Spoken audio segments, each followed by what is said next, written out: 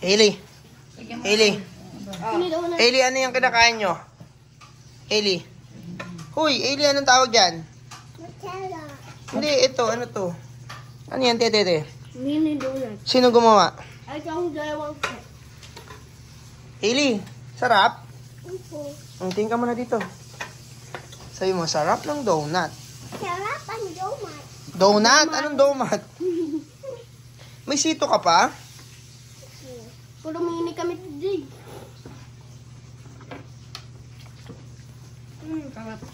Ano pa kayang pwedeng isawsaw dyan? Pwede siya sa... Yun, Pwede siyang white chocolate dip. At saka...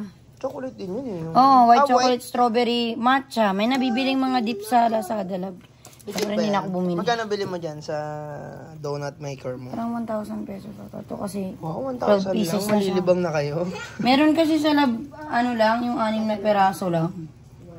Parang kalahati lang. Kulang kay Put yun. Kaya nga, gagalit na nga siya ngayon eh. Tama oh.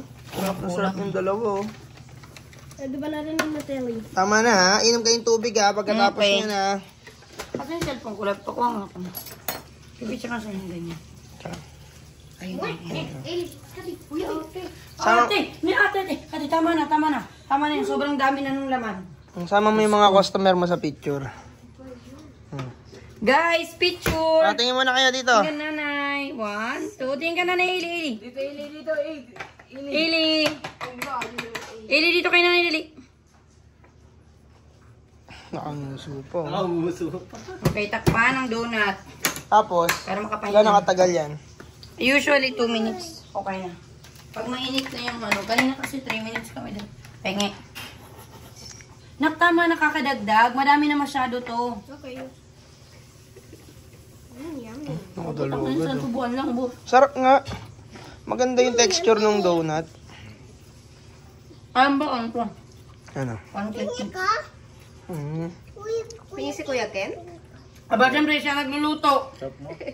Sarap. Pwede. Dalawag po na. Hindi ka patapos Benta, wag na benta yan. Babay ka na, Eli. Babay na kayong dalawa. Bye-bye. Pwede ilagay dyan sa